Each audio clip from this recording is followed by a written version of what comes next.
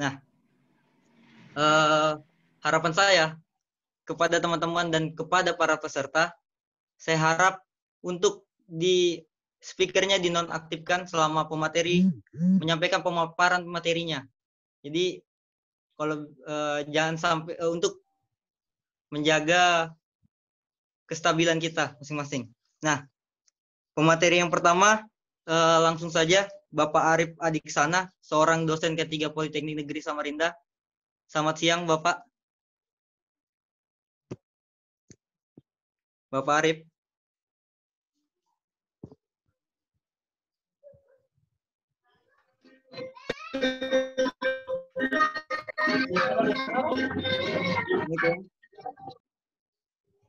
Bapak Arif Adiksana.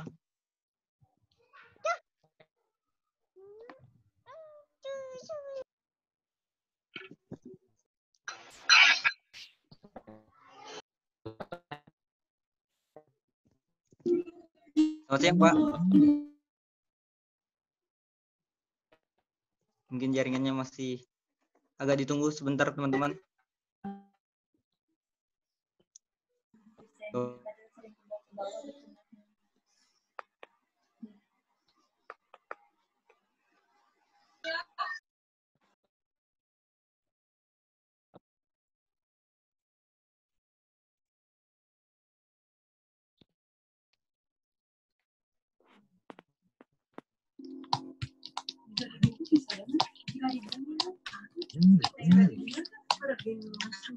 Assalamualaikum, Pak Arif. Halo, tes 1 2. Ya. Gimana? Kedengaran suara saya? Ya, selamat siang, Pak. Apa kabar? Siang. Baik. Ya. Terima kasih, Pak, sudah datang di webinar kami dan mau menjadi pemateri di acara kami ini. Terima kasih, Pak. Ya. Oke. Mungkin waktu dan tempat saya langsung berikan kepada Bapak. Assalamualaikum. Oke. Ya, terima kasih. Bismillahirrahmanirrahim. Assalamualaikum warahmatullahi wabarakatuh. Waalaikumsalam warahmatullahi wabarakatuh. Yang saya hormati Bapak Baso Canta selaku Ketua Jurusan dari Teknik Mesin Politeknik Negeri Samarinda. Yang saya hormati Bapak Borlian selaku perwakilan dari pihak industri sekaligus Ketua DWP AKPI Kaltim, ya. Dan tentunya teman-teman semua mahasiswa maupun para undangan yang berbahagia pada siang hari ini bisa bersama-sama teknik jurusan Himpunan Mahasiswa Teknik Mesin untuk mengikuti webinar tentang topik safety baik di industri maupun di dunia pendidikan tinggi terkait isu yang sedang hangat kepada kita, yaitu masalah pandemik COVID-19. Sebelumnya, saya berterima kasih sudah diundang pada kesempatan kali ini untuk berbagi inspirasi kepada teman-teman semua. Dan Pak Baso ini salah satu senior saya sebenarnya. Beliau sama-sama saya sempat ikut pelatihan K3, begitu sertifikasi K3. Sebenarnya beliau jauh lebih layak untuk mengisi materi pada siang hari ini kan begitu daripada saya kan begitu. Pengalamannya jauh lebih banyak, tapi mungkin karena porsinya beliau sebagai kajur ya, masa kajur ya juga yang jadi narasumber ya, mungkin nantilah kesempatannya barangkali kan begitu. Ini mungkin salah satu ya kerendahan hati beliau lah untuk memberi kesempatan juniornya untuk bicara di depan kan. Baik, teman-teman, saya share screen dulu ya untuk materi saya ya.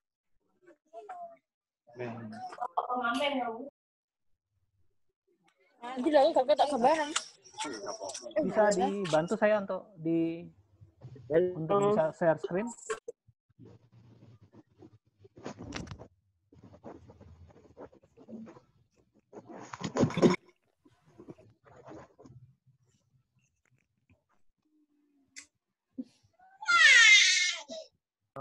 Langsung aja, Oke, Pak. Ya. Oke, saya coba share.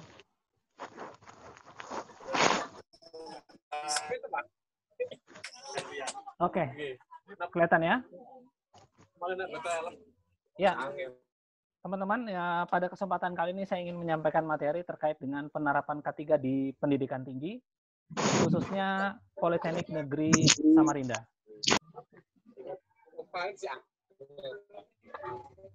Sebelum itu saya ingin menyampaikan disclaimer dulu. Bahwasanya saya diminta oleh panitia beberapa hari yang lalu, jadi cukup mendadak sebenarnya, mungkin karena ada pemateri yang lain begitu, yang sebenarnya lebih kompeten diminta untuk bicara tapi berhalangan, akhirnya kemudian diarahkan ke saya. Karena itu saya tidak sempat mengumpulkan data terkait dengan aplikasi atau penerapan protokol COVID-19 di kampus, kan begitu. Itu data-data berupa foto, maksud saya, itu tidak sempat saya dokumentasikan karena kemarin sempat beberapa hari libur dan saya tidak ke kampus, jadi tidak bisa saya perlihatkan pada kesempatan kali ini, karena itu saya memohon maaf terlebih dahulu. Kemudian yang kedua, karena saya sebagai narasumber bagian dari akademik, maka saya akan lebih banyak bicara tentang pendekatan pendidikan terhadap proses pelaksanaan K3 dibandingkan nanti terkait dengan pengetahuan teknis atau skill teknis kognitifnya dari K3 itu sendiri. Nanti Pak Borlian ini luar biasa membicara kita satu ini. Nanti insya Allah akan memberikan banyak detail teknisnya bagaimana kemudian penerapan protokol K3. Mungkin itu yang bisa saya sampaikan. Nah, Bapak Ibu sekalian dan adik-adik yang dirahmati Allah, ada perbedaan penerapan K3 di industri dengan dunia pendidikan, ya. Bahwa tidak sama ketika melihat K3 di dunia industri dengan di dunia pendidikan, kan begitu. Tentu ada perbedaan signifikan, kan begitu. Nah, kalau saya coba pribadi memotret perbedaan itu, maka industri adalah high risk job. Jadi pekerjaan industri hampir semuanya mengandung resiko yang sangat tinggi. Sementara proses belajar dan mengajar pada umumnya bersifat low risk job, artinya pekerjaan yang tidak terlalu berisiko. Ini yang kemudian perlu kita pahami, bahwa karena karakter dasarnya sudah berbeda, maka cara pandangnya, cara menyikapi tentang safety, tentang keamanan, tentu berbeda dengan yang dilakukan antara industri dengan pendidikan tinggi. Jadi berbeda, kan gitu. Tidak bisa kemudian kita samakan bahwa industri sudah sedemikian rupa penyiapannya, seperti nanti disampaikan Pak Borlian, nanti prosedurnya, jobnya dan sebagainya itu sudah lengkap, ada unit sendiri dan sebagainya, ada evaluasi rutin dan seterusnya, ada rewardnya, ada penghargaan dan sebagainya. Sementara kalau di industri pendidikan itu bisa dikatakan tidak ada yang terlalu spesifik terkait dengan K3. Walaupun begitu bukan berarti kemudian mengabaikan sama sekali tentang K3. Kalau seandainya mengabaikan sama sekali tentang K3, tentunya tidak ada seminar seperti ini. Makanya saya cukup mengapresiasi Himpunan Mahasiswa Teknik Mesin yang kemudian berinisiatif untuk membuat webinar untuk bisa bicara tentang K3 ini. Bukti bahwa mahasiswa pun memiliki concern, memiliki kesadaran, memiliki perhatian yang cukup tinggi terkait dengan K3 itu sendiri. Yang kedua, perhatian masyarakat sebagai end user dari produk industri maupun institusi pendidikan itu lebih cenderung atau lebih besar kepada industri, khususnya terkait dengan safety. Bicara masalah K3, orang lebih suka memperhatikan industri, bagaimana melaksanakan K3 ketimbang institusi pendidikan. Makanya kenapa kemudian di industri ada istilahnya zero accident, nanti Pak Borlian bisa lebih detail menjelaskan dan tentang hal ini. Ini kan masalah bahwa betapa pentingnya soal kecelakaan itu sehingga ditekan sedemikian rupa hingga mencapai zero. Kalau kemudian zero accident ini bisa tercapai dalam sekian ribu jam, maka berarti kinerja perusahaan tersebut, bahwa perusahaan itu punya kinerja yang luar biasa baik. Saya pernah mendapatkan sebuah cerita terkait dengan zero accident ini. Jadi ada sebuah perusahaan yang kemudian mendapatkan kontrak ekspor ke luar negeri, kemudian perusahaan sepatu, ya, kalau nggak salah, membuat sepatu, datang ke Indonesia untuk melihat bagaimana proses sepatu itu dibuat. Jadi secara kualitas produknya itu bisa diterima oleh user. Tetapi ketika dia meninjau, ternyata pelaksanaan produksi dari sepatu ini banyak berpeluang atau menimbulkan berpeluang untuk menimbulkan resiko kecelakaan yang tinggi. Akhirnya kontrak itu dibatalkan. Jadi ini kejadian nyata bagaimana kemudian concern orang itu terhadap masyarakat dunia terhadap eksiden itu luar biasa. Nanti bisa kita detailnya nanti mungkin Pak Borlian dari industri yang akan lebih banyak berbicara terkait dengan zero accident. Nah, Bapak Ibu sekalian, pandemi COVID-19 ini memberikan banyak pelajaran pada kita bagaimana kemudian kita bisa mengambil hikmah ya.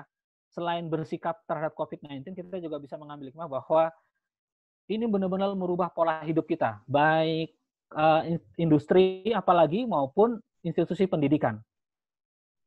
Kita kemudian harus mempunyai kemampuan adaptabilities, kan begitu. Ini ada dua hal yang membuat setidaknya menurut saya yang bisa kita pahami terkait dengan menghadapi COVID-19 ini, bahwa kita harus mulai belajar cepat beradaptasi. Bahwa kita mulai ada istilahnya bahkan mengatakan berdamai dengan COVID-19. Apapun istilahnya, bahwa intinya mau menekankan satu hal, satu pesan, bahwa kita harus bisa beradaptasi dengan kondisi yang baru. Makanya kemudian kita akhirnya dibiasakan lagi mulai belajar online, ya seperti seminar hari ini, dan seterusnya. Ini bagian dari kemampuan kita beradaptasi terhadap lingkungan kita yang sudah berubah.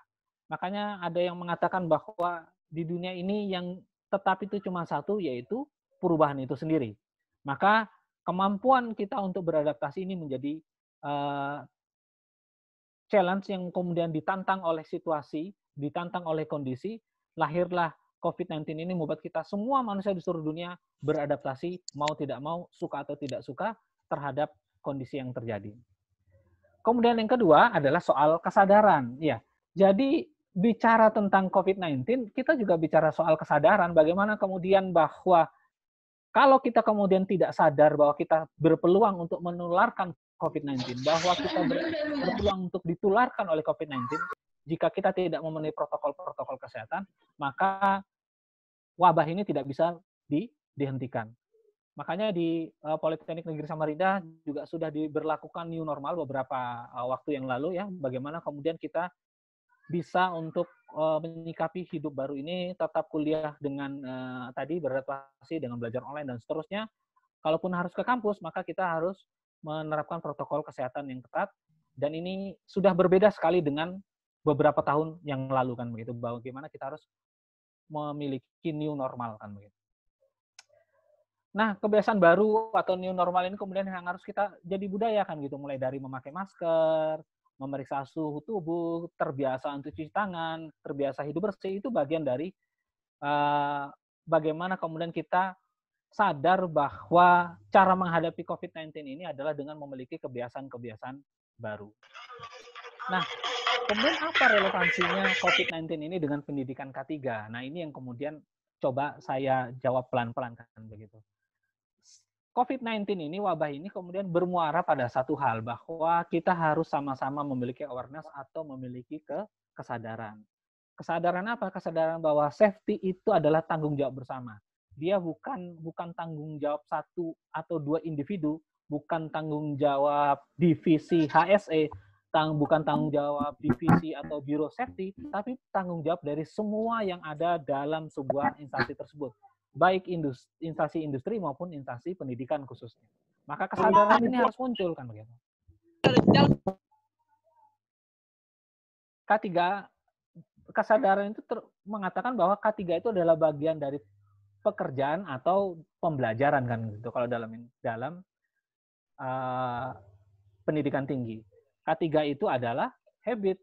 Jadi kalau kita bicara K3, kita berarti bicara bahwa itu adalah bagian dari pekerjaan. Menggunakan masker, cuci tangan, periksa suhu suhu tubuh, itu bagian dari pekerjaan. Bukan kemudian justru tambahan. Ini ngapain nambahin begini-begini, bikin repot dan seterusnya. Enggak, itu adalah bagian dari pekerjaan. Memakai APD itu bagian dari pekerjaan.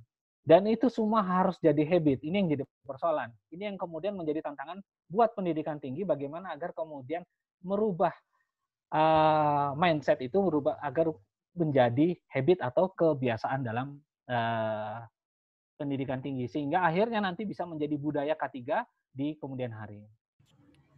dalam teori K3 kita sama-sama sudah belajar, nanti Pak Borlen pasti lebih paham lagi ini, nanti bisa diskusi dengan beliau banyak-banyak kita, maka saya tidak perlu berlama-lama. Bahwa untuk mencegah satu kejadian fatal ya dalam teori piramida kecelakaan, kita perlu tahu bahwa semua itu bermula dari unsafe action dan unsafe condition. Unsafe action dan unsafe condition inilah yang kemudian harus kita atasi semaksimal kita mungkin agar kemudian kejadian fatal ini tidak terjadi. Jadi untuk mencegah kejadian fatal ya kita harus selesaikan dulu unsafe action, unsafe condition ini. Ya unsafe action itu ya contohnya tidak menggunakan APD, ya, atau gagal memakai APD, malas, ceroboh, kan begitu ya, dan seterusnya. Unsafe condition ya, tadi peralatannya harus diperbaiki, peralatannya harus dijaga, dirawat, kemudian kembalikan ke tempatnya, supaya kemudian kondisinya menjadi jauh lebih aman. Ini secara teori. Karena itu, membangun kesadaran inilah yang menjadi tujuan fundamental dari pendidikan K3. Tidak bisa kemudian kita menekankan pendidikan safety, pendidikan K3 bagi mahasiswa kalau kita tidak membangun kesadaran. Jadi, lebih kepada kesadaranlah yang ingin kita bangun dalam pendidikan K3. Dan itu yang saya lakukan kepada mahasiswa di Politeknik Negeri Samarinda saat mengajar K3. Bahwa yang penting itu adalah soal kesadaran. Bukan soal pengetahuan teknisnya, itu nanti menyusul karena di industri, nanti Pak Borlen juga bisa sampaikan, itu banyak pelatihan-pelatihan bagaimana kemudian bersikap K3. Tapi yang paling utama adalah soal sadar dulu. Percuma kalau kita kemudian dilatih sedemikian rupa menggunakan APD, dilatih bagaimana mengikuti prosedur kerja yang baik, kalau kita tidak sadar bahwa safety ini adalah tanggung jawab bersama. Maka itu yang harus kita lakukan. Karena skill bisa diperoleh dengan pelatihan. Sementara kesadaran hanya bisa diperoleh dengan perubahan mindset. Ini yang perlu digarisbawahi. Sekali lagi saya ulangi, skill bisa diperoleh dengan pelatihan, sementara kesadaran hanya bisa diperoleh melalui perubahan mindset. Sehingga tantangan pendidikan tinggi ada pada membangun mindset yang benar tentang K3. Inilah yang menjadi tantangan buat dosen-dosen di Politeknik Negeri Samarinda, khususnya yang mengajar K3. Bahwa yang dibangun sebenarnya adalah soal mindset. Kan begitu. Apa hubungan mindset dengan budaya? Karena kita targetnya adalah budaya K3, maka seperti Anda lihat ini ya, bahwa mindset itu dimulai dari belief, value, persepsi. Ini mindset kita berangkat dari sini. Nah, dosen kami sebagai praktisi pendidikan, gitu, orang-orang yang kemudian mengajarkan K3 berangkatnya dari sini. Bahwa kita harus mulai dari mindset dulu. Mindset kemudian menjadi perilaku, perilaku kemudian menjadi kebiasaan, menjadi attitude, akhirnya menjadi karakter, dan mudah-mudahan tujuan kita budaya K3 menjadikan sebagai bagian dari budaya kerja kita, itu akan tercapai. Dan itu sekali lagi bermula dari yang namanya mindset. Jadi, tugas kita sebagai tenaga pendidik, semuanya tentu membangun kesadaran bagaimana K3 itu dibangun, sehingga akhirnya nanti mencapai tujuan akhir kita, yaitu memiliki budaya K3. Jadi, soal pendidikan K3 bukan semata transfer knowledge, bukan soal semata pembentukan kemampuan kognitif, tapi lebih dari itu bagaimana membentuk habit atau budaya K3. Inilah yang harus dilakukan dan dipahami oleh mahasiswa bahwa dia tidak saja meningkatkan kemampuan kognitifnya, meningkatkan pengetahuannya, tapi juga bagaimana membentuk habit K3 dari sejak mahasiswa. Itulah yang harus dilakukan. Salah satu upaya pembentukan mindset itu adalah dengan berbagai macam bentuk edukasi. Inilah yang dilakukan oleh teman-teman himpunan teknik mesin dengan membuat seminar pada siang hari ini. Jadi ini apresiasi luar biasa buat jurusan teknik mesin. Juga tentunya support yang penuh dari Kajur teknik mesin sehingga akhirnya acara webinar ini bisa dilaksanakan. Nah, apa yang perlu dilakukan untuk menunjang budaya K3? Setidaknya ada 4 cara menurut saya. Yang pertama adalah metode 4R. Apa itu metode 4R? Ya singkatan saja, ini sekedar akronim saja, yaitu ringkas, rapi, rawat, rajin. Yang dimaksud dengan ringkas bahwa dalam bekerja kita harus seringkas mungkin, tahu tempat alat, tahu mengembalikan alat, dan meletakkan alat dengan benar, sesuai dengan prinsip-prinsip safety. Ya, itu terkait dengan ringkas. Kemudian rapi ya, berarti kita bekerja dengan rapi, menjaga kebersihan ya, begitu. Maka ini yang harus kita lakukan. Kemudian merawat ya, kita merawat peralatan-peralatan ada. Kalau peralatan itu kita rawat, kita jaga sehingga dia bisa bekerja dengan baik, maka peluang untuk terjadi kecelakaan akan sangat kecil. Dan terakhir, Semua itu hanya bisa dilakukan kalau kita memiliki niat yang rajin. Kalau kita memiliki komitmen untuk mengerjakan semua ini, jelas bersikap ringkas, bersikap rapi, bersikap rawat, itu perlu kerajinan. Maka rajin ini harus kita lakukan agar kemudian ini bisa menjadi habit atau budaya K3 sejak dari pendidikan tinggi sampai nanti di industri. Berlaku 4R ini berlaku di semua proses pembelajaran, baik di kelas, ya, di laboratorium, maupun di workshop. Semua berlaku. Jadi tidak boleh kemudian ketika di kelas kemudian tidak aware dengan safety. Atau hanya aware dengan safety ketika di workshop, tapi kalau di lab, di kelas tidak peduli. Nah ini juga nggak boleh seperti itu. Yang namanya habit dimanapun berada, maka harus aware dengan K3, harus aware dengan safety. Termasuk di rumah tangga.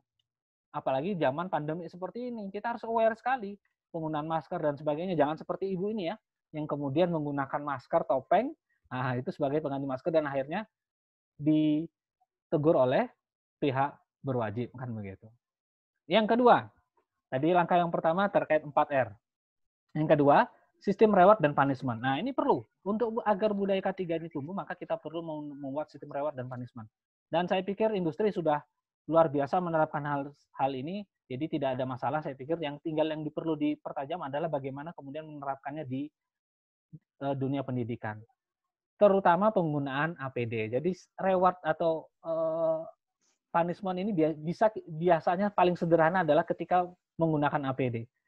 Kita sadari bahwa menggunakan APD itu tidak senyaman jika tidak menggunakan APD, kan begitu. Kita lebih nyaman kalau bekerja tanpa APD bagi sebagian orang. Maka disiplin, maka komitmen untuk menggunakan APD itu penting, kan begitu. Karena kecelakaan itu banyak disebabkan oleh gagal dalam memakai APD.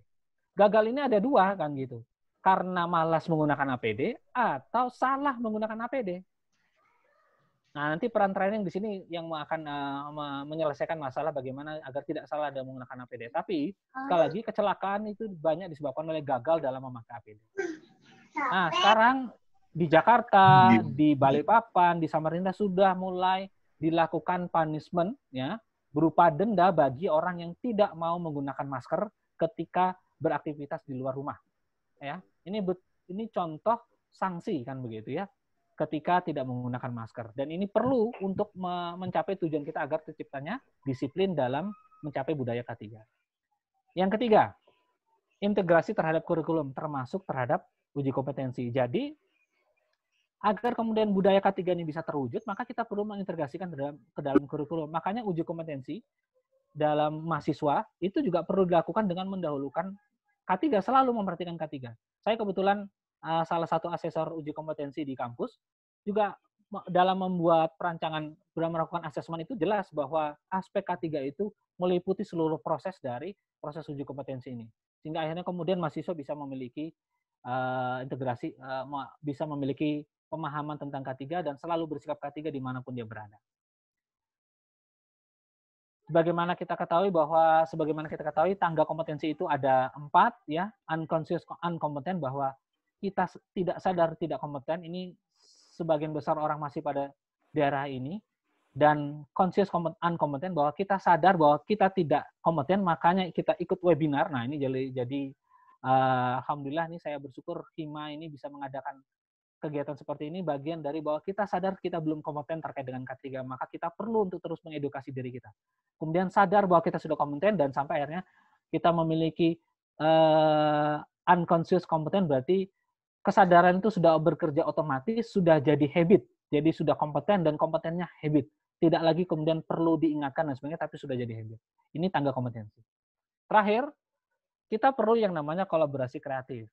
Inilah yang dimaksud dengan manajemen, dosen, dan semua sivitas akademik, termasuk mahasiswa, termasuk tenaga cleaning service, bersama-sama untuk melakukan aware, mendidik, membiasakan budaya K3.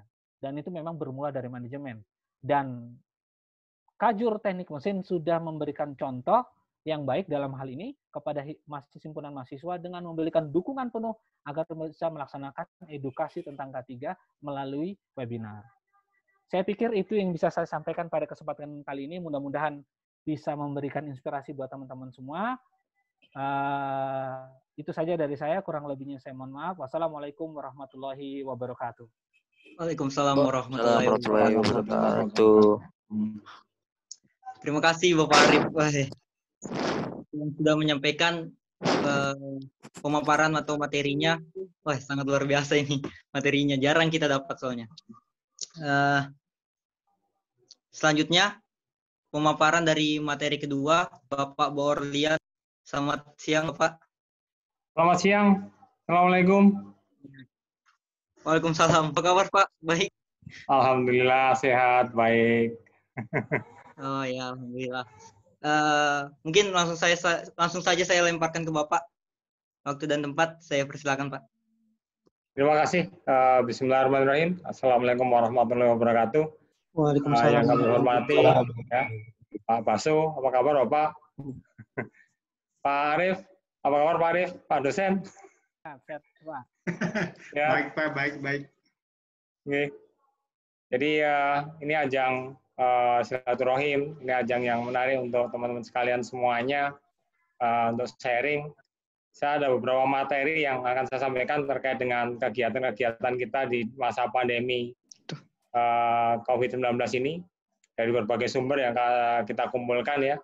Kebetulan kita di HSI Indonesia, kemudian juga di APKPI, di beberapa perusahaan-perusahaan yang terkait masuk dalamnya ya, dari konstruksi, kemudian pertambangan, kemudian perusahaan pengolahan dan pemurnian.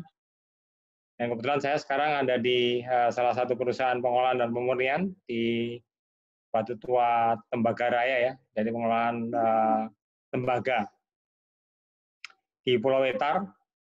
Mungkin masih asing ya, adik-adik apalagi ya.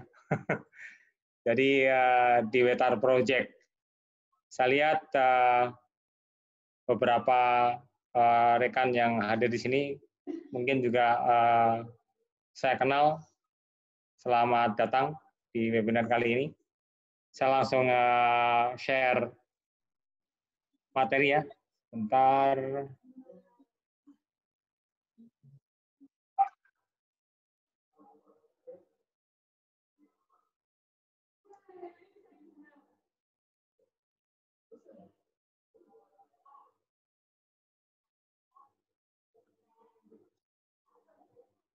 Apakah bisa sesuai Pak ya? Kelihatan? Ini adalah Full screen, Pak. Kelihatan. ya, full screen ya. Ya, sip, sudah full screen. Ini adalah salah satu promosi kesehatan di tempat kerja. Kebetulan saya di Batu Tua Tembagaraja dan juga di beberapa perusahaan konstruksi seperti di Mitra, di Karya, kemudian Merdeka Copper Gold, perusahaan Indo kami di sini ya, yang kita kumpulkan supaya kita bisa menyatu di dalamnya ya. Ya kebetulan ini adalah nomor saya di 811-584-8282 atau di email ya. Kalau ada sesuatu mungkin nanti saya bisa diskusi dengan Pak Arif, Pak Baso ya, monggo kita bisa diskusi lebih lanjut ya, via WA boleh, via email juga boleh. Saya juga perlu banyak belajar Pak di sini, tidak bisa kadang-kadang juga tidak bisa mengatasi ya dengan kebijakan baru seperti ini. Ini kita coba penerapan atau pencegahan atau mitigasi ya dalam COVID-19 untuk bagaimana kita bisa beradaptasi dengan kebiasaan-kebiasaan baru. Karena dunia tambang, dunia pekerjaan tidak bisa berhenti. Kalau teman-teman di akademisi ya bisa daring ya, bisa di-remote dari rumah. Kalau kami di dunia pekerjaan, kalau di-remote dari rumah nggak ada hasilnya, apalagi kita di proyek pemurnian dan pengolahan tembaga atau emas. Ini saya sadur di homepage-nya COVID-19 ya, pada tanggal 13 Agustus kemarin. Memang kasusnya masih sangat tinggi ya, per hari bisa sampai 2.400. Tapi saya bangga daripada awal-awal Maret April kita hanya bisa 500, 600. Bagi saya Indonesia kenapa terlambat sekali? Harusnya dari Maret, April, Mei kita bisa langsung 10.000 itu kita bisa membatasi ya. Saya dari segi praktisi seperti saya mudah mengelola orang yang terdeteksi. Seperti tadi disampaikan Pak Arief, kita akan mudah menanggulangi resiko atau mengelola resiko ketika kita mengetahui bahayanya. Kita ada orang yang, ini kena terindikasi atau suspek COVID, itu lebih mudah menangani daripada, mohon maaf, orang yang terkena COVID tapi tidak terdeteksi. Kenapa tidak terdeteksi? Karena mohon maaf, saya lihat tidak ada alatnya. Samarinda kalau kita mau deteksi COVID, ya kita harus dikirim ke Surabaya misalnya. Karena kita tidak ada lab khusus untuk swab misalnya, atau PCR, tes. Nah, ini juga ada indikasi baru bahwa virus corona bisa menular atau menyebar lewat udara. Pasti seperti itu. Karena penularan salah satu dari lewat udara, nah apa sih yang harus kita lakukan? Gitu kan? Penularan lewat udara terus kemana? Nah ini harus kita lakukan, harus kita pahami juga seperti itu. Tapi yang harus kita pahami sekali lagi adalah kita harus berbangga ketika kita bisa mendeteksi sebanyak-banyaknya masyarakat yang terindikasi positif atau negatif COVID-19 ini, daripada kita tidak tahu sama sekali atau tidak melakukan apapun. Nah, sekali lagi yang paling jelas perkembangan berikutnya itu adalah di areal perkantoran. Ya, setelah lockdown dengan kondisi seperti itu, kalau di Samarinda mungkin tidak terasa, Pak. Kalau kami di site, di job site ya, kemudian di Jakarta, di kantor itu terasa sekali. Terasa sekali bedanya ketika kita di lockdown. Saya sendiri pernah di lockdown selama 4 bulan, tidak bisa pulang, karena juga tidak ada kapal yang mau membawa kita keluar, atau tidak ada pesawat yang mau membawa kita keluar. Artinya apa? Terjadi dampak negatif, yaitu fatigue, yaitu bahaya berikutnya. Jadi ini ada satu kasus ya, ada klaster perkantoran. Tapi kita harus sadar bahwa ini penting, dan ini sebuah keberhasilan bagi saya. Bukan tidak berhasil ya. Ini klaster kantor muncul tentang COVID-19. Saya kerja di kantor. Saya bangga. Ini alay kan, Kak? Sorry. Jadi saya bangga ketika teman-teman saya terinfeksi. Artinya kedapatan. Daripada tidak kedapatan, nanti kita diskusi ada penyebaran, terjadi penyebaran seperti itu. Nah, mending catat dari sekarang. Semua kantor yang ada mau buka kantor, ya udah di swab semuanya. Dari KPK, PLN, PNS, kawasan industri, semua kita swab. Itu hal yang menarik. Jadi dari dunia industri, kita mudah sekali bisa langsung ya. Oke, kita swab. Ya karena dibayarin, Mas. Kalau nggak dibayar juga kemahalan ya. Swab bisa 2,5 juta. Tapi kalau dibayarin ya silahkan. Walaupun sakit ya, hitungnya dikorek-korek dan lain sebagainya. Tapi ini penting sekali. Nah, makanya di dunia kerja sekarang, di perkantoran, kita batasi orangnya. Kemudian kita juga membuat ventilasi terbuka. Nah, saya kebetulan di site, di job saya di Wetar Project, kita ventilasinya bisa kita buka. Tetapi kalau di Jakarta, kalau kita buka, wah itu berbahaya juga. Nah ini yang dunia ini ada perbedaan seperti itu. Tapi ini penting sekali bahwa kita mulai belajar adaptasi baru. Bagaimana nanti ke depannya ketika kita udah normal, ada antivirus dan lain sebagainya, itu harus kita lakukan seperti apa. Ini kita lihat berikutnya. Nah, ini adalah skenario ke depan. Sebenarnya ini bisa kita katakan sebagai conclusion kita ya. Jadi sekarang kita masih dead zone. Virus dengan cepat menyebar, vaksin masih diuji coba, rumah sakit over capacity. Saya juga tidak tahu ya seperti itu ya.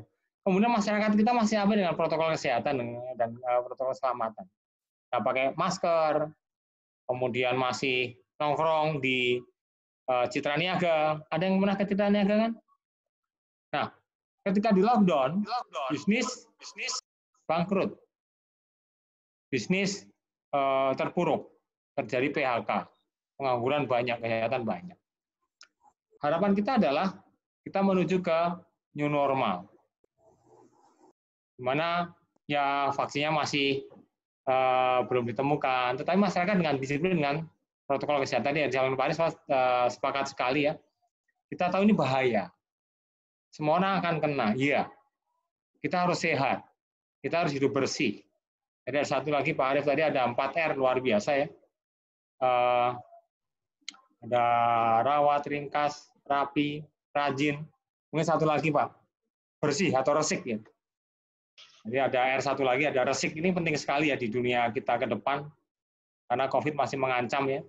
Kalau kita tidak bersih, ya agak susah. Jadi dengan new normal, harapannya di rumah sakit bisa kita rawat orang-orang yang atau teman-teman kita yang terinfeksi atau memang dalam pemantauan dan lain sebagainya. Kemudian jumlah yang meninggal ya tidak banyak lagi ya. Kemudian juga bisnis mulai beradaptasi seperti sekarang. Dan ada yang penting juga ada produk-produk baru yang atau solusi-solusi baru yang menarik. Nah, dari dua zona ini itu kita bisa ke down payment ya seperti keledai ya. Keledai kan sering masuk ke lubang yang menjerumuskan dia sendiri ya, tetapi ya itu tercapai. Nah, bisa juga ke long life hope. Jadi ada hal-hal yang kita ya ingin budaya kita lebih bagus. Kemudian ya tidak seperti dulu. Dulu sebelum ada COVID-19 pun rumah sakit penuh. Pilek ke rumah sakit, demam sedikit ke rumah sakit, tangannya kecoblos jarum ke rumah sakit. Nah, harusnya ini yang harus kita kelola. Sekarang semua takut ke rumah sakit karena takut kena terinfeksi COVID dan lain sebagainya. Itu juga tidak bagus sih. Jadi kalau kondisi emergensi kita tetap harus ke rumah sakit. Nah itulah harapan ke depan kita ke longer life hope. Jadi ada harapan kehidupan yang baru ya, yang lebih bagus daripada kita menuju ke down payment seperti ini. Ya seperti ini ya. Dari dead zone kita menuju ke new normal, akhirnya kita ke long life hope ya. Bukan ke down payment ya. Kembali lagi nanti kita ke arah sebelah. Dan kita harus melanjutkan hidup kita. Setelah new normal, harapannya kita tetap bisa berbudaya disiplin ya, kemudian bekerja seperti biasa, bisa virtual, bisa tatap muka langsung ya. Dan yang penting lagi ada transformasi digital yang masif. Ini suka tidak sama tidak mau, tetapi memang berbeda kita di Samarinda, kita di Jakarta, atau kita di Jawa, dengan kita di Indonesia bagian timur, mohon maaf. Transformasi digital di Indonesia bagian timur masih kecil sekali. Saya tinggal di sebuah desa namanya Lurang atau Kampung Baru. Itu listrik tidak ada apalagi signal telepon ya, hampir nggak ada. Itu di Indonesia Pak, jadi bukan di luar negeri, itu masih di Indonesia. Dan itu belum sampai ke Papua, ya masih di atasnya timur-timur, masih seperti itu. Tapi ya itulah yang terjadi. Kita tidak bisa menyalahkan, tapi kita harus tetap kita bangun dunia ini supaya kita bisa bertahan hidup lebih baik lagi. Nah, ini adaptasi kebiasaan baru berupa transformasi ya, perilaku yang baru yang disebabkan oleh kebiasaan protokol kesehatan yang sudah diterapkan pada saat ini. Saya sepakat dengan Pak Arief sekali lagi ya, bahwa ini bukan keterpaksaan atau pekerjaan tambahan, bukan.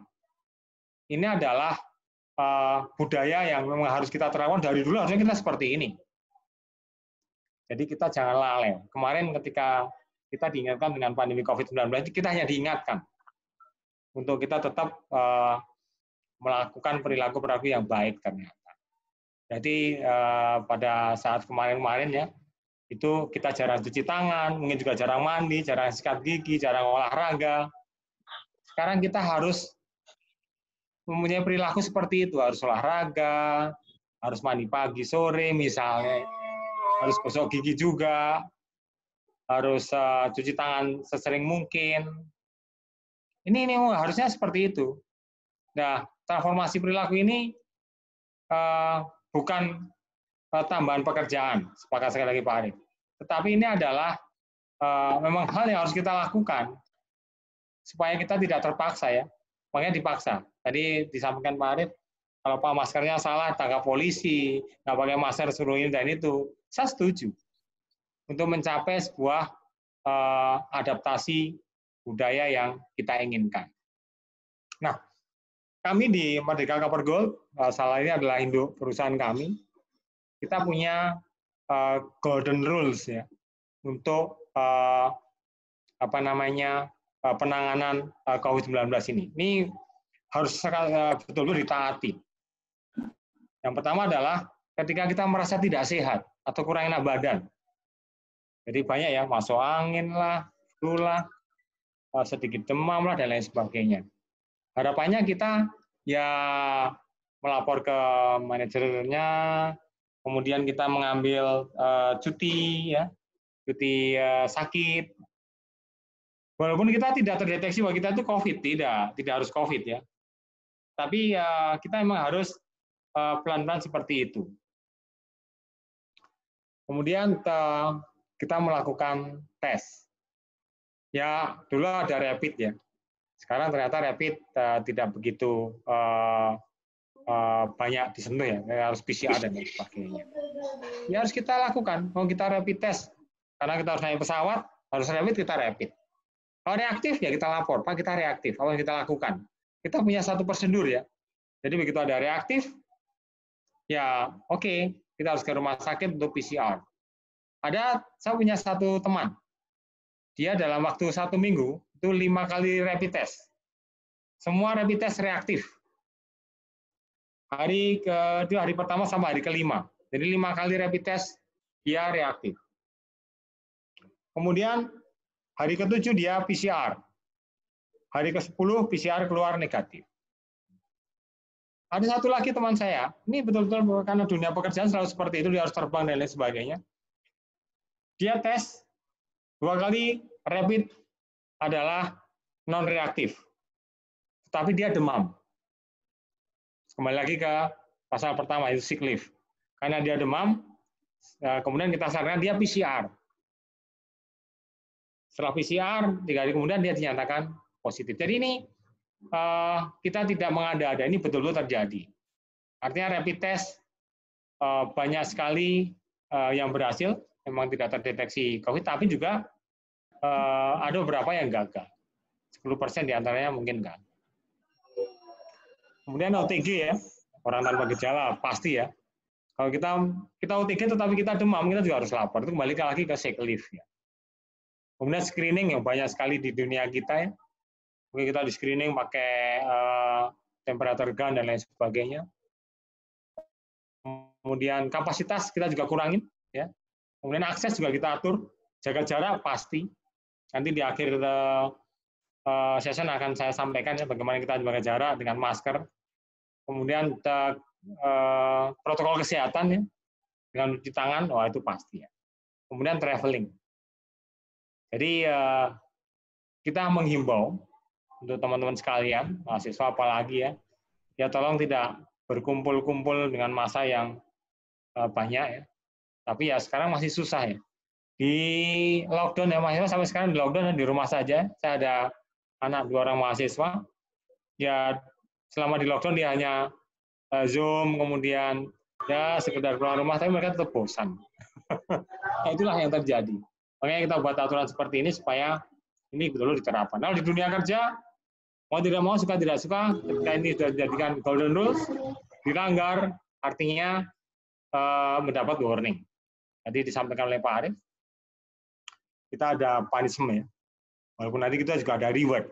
Ketika bisa melakukan semuanya tanpa sakit, ya kita dapat reward. Tetapi salah satu di antaranya ada 10 golden rules yang kita langgar, ya mesti akan ada punishment, hukuman. Nah, di era sekarang ada perubahan istilah ya yang di WHO kemarin ya. Dulu ada OTG, ada PDP, ODP, ada terkonfirmasi ya. Sekarang kita berubah. Jadi OTG sekarang ada kontak erat. Memang itu sebenarnya seperti itu. Orang dikatakan orang tanpa gejala ketika dia kontak erat. Artinya 1 jam dia berkomunikasi dalam satu ruangan dengan orang yang terkonfirmasi COVID-19. Itu baru dia baru dinyatakan OTG. Kalau kita yang tidak pernah ke rumah sakit juga enggak, ketemu orang yang terkonfirmasi positif juga enggak, kita bukan OTG. Ini yang harus kita pahami juga ya. Nah, suspek. Dulu ada ODP, PDP ya, kan ada nama suspek. Jadi memiliki gejala ISPA atau yang lain ya, yang belum pernah di rumah sakit atau dia punya riwayat perjalanan atau tinggal di wilayah Indonesia dan terjadi ini zona merah, zona hitam dan lain sebagainya. Itu suspeknya, yang terkonfirmasi dan probable. Ini yang istilah-istilah yang terbaru sehingga harusnya kita sudah tidak ada lagi OTG, ODP, PDP nggak ada lagi. Ya, kontak erat, suspek, terkonfirmasi dan probable. Nah, ini juga hal yang menyebabkan kenapa COVID-19 sangat cepat menyebar. Salah satunya adalah kita merasa diri kita Superman ya. Ini kan teman-teman saya, ya saya aman aja. Kan saya masih muda. Saya sehat, saya sering olahraga. Loh, ini kan istri saya, anak saya, sepupu saya, dan lain sebagainya. Atau saya kepengen lari-lari ya, keliling kemana, atau naik sepeda ya, atau saya ke gym. Nah, seperti itu. Nah, artinya kita melakukan kesalahan sebetulnya. Ketika kita tidak memperhatikan bahwa virus ini sangat mudah menyebar, sangat mudah menginfeksi orang, dan sangat mudah menyerang bagian-bagian vital kita. Kan kita tidak tahu ya, kesehatan kita juga seperti iman ya, ada yang naik, ada yang turun, imunitas kita juga seperti itu. Sehingga kalau kita melakukan kesalahan, ada 6 kesalahan di sini, ya pasti kita terinfeksi. Ketika kita terinfeksi kita kuat, alhamdulillah, tetapi lingkungan kita, bapak kita, ibu kita, nenek kita, teman kita yang punya penyakit paru, teman kita yang punya penyakit asma atau penyakit jantung, ini yang harus kita jaga sebetulnya. Kalau kami di dunia industri, di dunia pekerjaan, hampir setiap tahun kita ada medical check up. Kita dicek semuanya sehat atau tidak. Tetapi itu hanya beberapa gelintir ya, orang yang bekerja dalam perusahaan. Tetapi yang lain, bapak ibu kita, anak-anak kita, kan tidak, mungkin belum pernah melakukan MCU, sehingga nggak tahu kita sakit apa. Ini yang kita jaga. Kalau dunia kerja, sepanjang di dalam MCU dia aman, nggak ada masalah kita melakukan itu. Tetapi inilah sekali lagi, supaya kita bisa aman semuanya. Yang tadi ya, kalau di dunia saat ini ya, istilahnya apa ya, generasi dunia maya ya. Jadi aduh nggak bisa lah, nggak ngerti ya, nggak tahu lah, nggak peduli lah. Nah ini banyak sekali di dunia saat ini ya, apa namanya, generasi Z ya, itu berat sekali. Tapi inilah yang terjadi. Ngomongnya juga masih muda, nggak ada masalah, dia sekali lagi seperti itu. Nah, ini yang harus kita pahami bahwa COVID-19 tidak bisa menyebar dengan sendirinya, harus ada karier ya. Kemudian kariernya itu manusia yang bergerak, bertemu dengan manusia yang lain. Paling gampang bagaimana mencegah ya, hindari kontak dengan manusia secara langsung, social distancing. Kemudian ya jaga jarak dan sebagainya, ini sudah kita lakukan. Dan yang penting lagi kita melindungi diri kita sendiri dan melindungi orang lain. Ini yang kita lakukan, promosi-promosi kesehatan kita, masker, physical distance, cuci tangan, sirkulasi udara yang bagus, kemudian menjaga imunitas yang penting. Makanan sehat, kemudian olahraga sehat, karena banyak orang yang nggak sehat ya. Kemudian juga kita juga menjaga atau melindungi orang-orang sekitar kita, penting sekali. Ini adalah protokol adaptasi kebiasaan baru. Jadi di dunia kerja kita diatur ya, bagaimana kita mengatur working at office ya, WAO, kemudian WFH, working from home, dengan waktu-waktu tertentu, kemudian juga protokol kesehatan, protokol masuk kerja, semua kita atur, sampai dengan protokol penanggulangan darurat COVID. Jadi kita di tempat pekerjaan ada, kita punya ruang isolasi, kita punya peralatan-peralatan khusus yang kita jaga ya, ketika terjadi kondisi darurat. Itu kita adakan semuanya, ini penting sekali. Inilah salah satu contoh master plan ya. Bagaimana kita masuk, bagaimana kita keluar, jalur mobil di mana, drop point-nya seperti apa, screening-nya ada di mana saja. Ini kita atur. Dan tempat cuci tangan juga kita tempatkan. Dulu kita mengatur tempat seperti ini, isinya adalah APAR. Ini bahaya kebakaran ada di sini, APAR-nya di sini. Sekarang kita tambahin dengan screening kedua. Itu screening untuk employee atau karyawan. Jadi tadi ya Pak Arif sampaikan juga ya di dalam materinya, memang betul sekali ya. Ketika kita tidak menjaga ruangan kita, akan terjadi kebakaran. Kejagung pun kebakaran tadi malamnya. Mungkin karena ada satu hal yang kurang pas. Api itu kalau kecil ya kita bisa tangani ya dengan APAR, alat pemadam api ringan. APAR. Tetapi kalau udah besar ya harus kita tinggalkan. Ya, alhamdulillah tidak ada korban jiwa, itu luar biasa. Hal yang menarik sekali. Oke, nah ini juga kita atur semuanya. Dari set plan sampai ke emergency hotline pun kita ada. Jadi misalnya nomor handphone saya itu tercatat, nomor handphone dokter tercatat, nomor handphone safety officer tercatat. Semua tercatat semuanya. Supaya kita bisa kontak waktu-waktu terjadi kondisi-kondisi darurat. Ini kita atur seperti ini. Ini ya kita deteksi semuanya. Jadi screening itu banyak bagus ya. Screening tidak menggunakan lagi ya, apa namanya? Fingerprint, tapi kita sudah menggunakan handphone. Di screening seperti itu. Ada tempat istirahat, kemudian ada fasilitas cuci tangan, toilet. Nah, ini yang yang selama ini kita kerjakan ya. Dari termogan atau termoscan, kemudian cuci tangan, semua ada. Kemudian peralatannya pakai masker atau tidak, dan pemeriksaan izin kerja.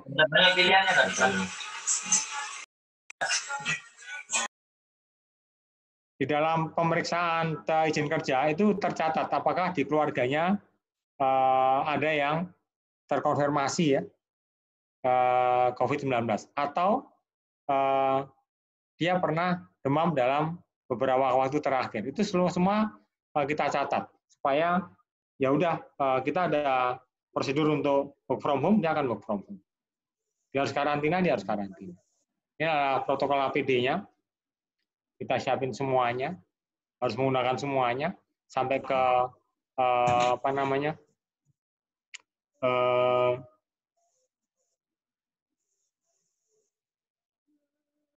baju-bajunya juga kita siapkan semuanya. Kemudian juga protokol-protokol yang lain ya. Yang ini kita lewatkan aja.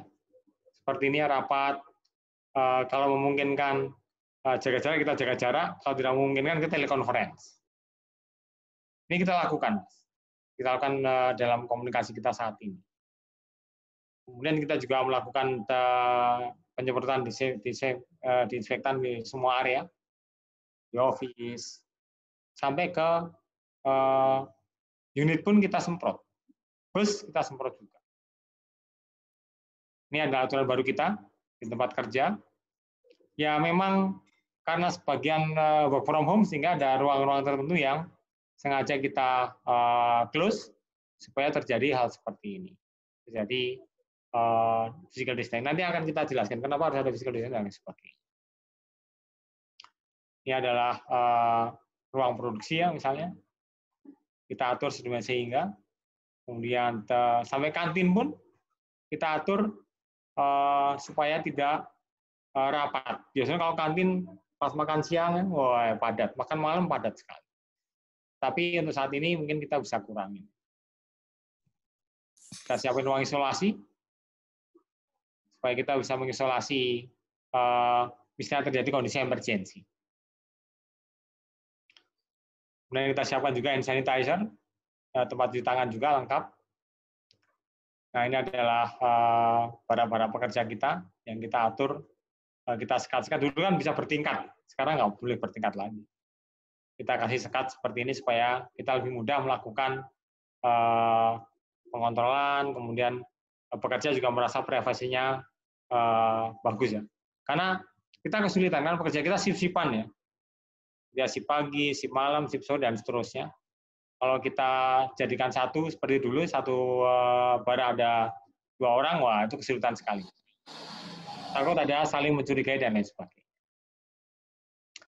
Kemudian ini adalah salah satu prosedur kita, bagaimana jika terjadi terkonfirmasi ya, suspek ya, karena namanya suspek, harus ada masa karantina. Kenapa 14 hari? Nah, ini mungkin jadi pertanyaan yang bagus sebenarnya. 14 hari adalah masa di mana virus ini menyebar. Sebenarnya bukan 14 hari, 3 hari. 3 hari pertama, kalau dia memang terkontaminasi COVID-19, ketika kondisi imun tubuhnya bagus, dia bisa bertahan. Dalam waktu 3 hari, 4 hari, 5 hari, virus akan hilang dengan sendirinya. Tetapi jika kita gagal atau imunitas kita menurun, hari ke-5, hari ke-6, hari ke-7 mulai terjadi gejala. Dan seterusnya ya, seperti itu. Karena gejalanya satu dengan yang lain berbeda-beda. Misalnya orang yang tahan, dia hanya batuk pilek. Tapi orang yang tidak tahan sampai gagal napas dan lain sebagainya. Itu terjadi. Karena masing-masing akan berbeda. Nah, ini adalah sosialisasi budaya kesehatan baru kita di masa new normal ya. Kita menggunakan hal seperti ini. Selalu pakai masker. Jangan kendor, jangan salah. Nah, kemudian termogan misalnya. Kenapa termogan harus ke dahi? Apakah itu merusak otak? Nah, ini harus kita jawab juga ya. Jadi karena ini adalah low voltage ya, jadi sangat ringan sekali. Kita berdiskusi dengan beberapa pakar bahwa itu tidak masalah. Jadi termogan adalah mengukur sinar infrared ya, yang dipantulkan kembali semua benda dan tidak menggunakan radioaktif atau X-ray. Beda sama ronsen ya, X-ray ya. Ronsen berbeda sekali. Gelombangnya juga berbeda. Artinya tidak ada masalah kita menggunakan termogan untuk mau ke dahi, mau ke tangan, kemana pun tidak masalah. Kalau yang menggunakan sinar radioaktif, nggak boleh. Itu hanya untuk tempat-tempat tertentu yang memang dikhususkan untuk kita lihat. 2 hal ini yang menarik, yang harus kita selalu gunakan sebagai protokol new normal di areal kerja. Karena kita harus hadir, secara tubuh harus hadir, harus bekerja, harus pegang tools, sehingga inilah hal yang kita kerjakan. Selain juga protokol kesehatan yang lain ya tadi ya. Jadi misalnya mengisi kuesioner, setiap hari kita ngisi kuesioner. Jadi bukan waktu masuk saya tidak. Setiap hari, setiap saat. Kita harus ngisi kuesioner seperti ini. Ini jaga jarak. Mau tempat wudhu juga jaga jarak. Olahraga jaga jarak. Semua jaga jarak.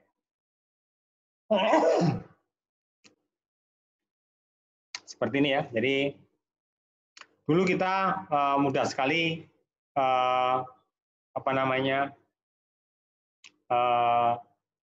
mengambil makan bareng-bareng. Di era new normal dikurangi. semua harus bawa gelas sendiri-sendiri. Dulu seperti ini, sekarang harus berubah. Kemudian kalau di site, di job set ya, kita harus ini ada kondisi toolbox pun, kita harus berjauhan. Maaf, saya minum sebentar.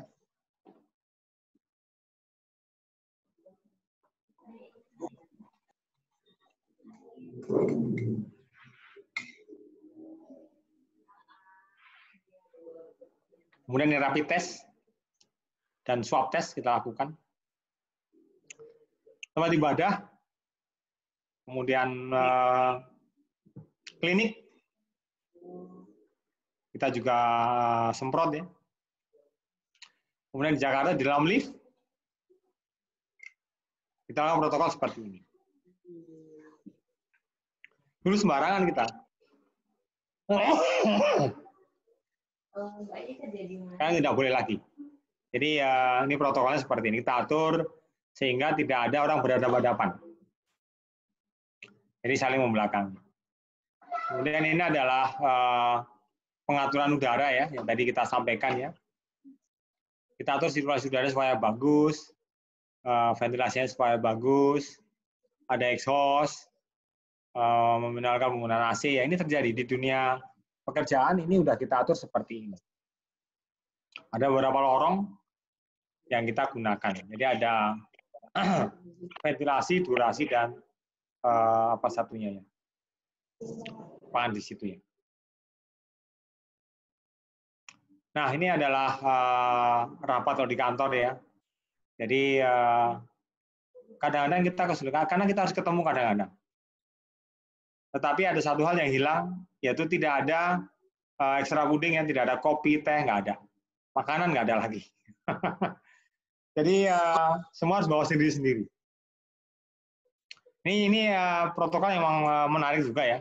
Karena kita menjaga kesehatan. Dulu kalau saya meeting, ada gorengan lah. Waduh, itu udah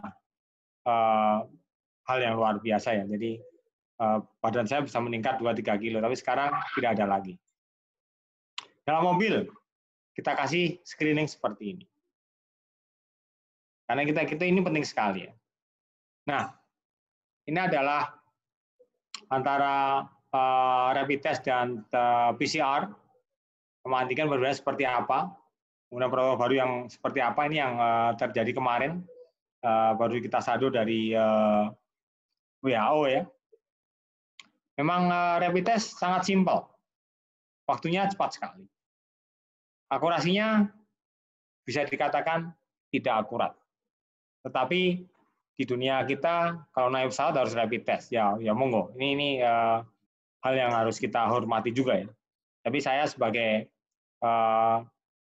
orang yang bekerja di sebuah perusahaan, saya sendiri tidak menyarankan ketika ada sesuatu ya untuk rapid test. Semua langsung PCR. Karena rapid test juga yang dideteksi kan antigennya ya. IgG dan IgM, saya juga nggak tahu detailnya, tapi adalah itu antibody yang menunjukkan bahwa seseorang itu pernah terinfeksi virus. Kita tidak tahu virus apa. Bisa corona atau bisa kurang dari corona. Kemudian kalau swab jelas bahwa itu virus corona yang aktif, seperti itu. Dan ini adalah salah satu hal, kemarin masih kita anggap bahwa ketika kita tidak bergejala, setelah kita dinyatakan positif COVID, tidak bergejala, ya kita tetap harus melakukan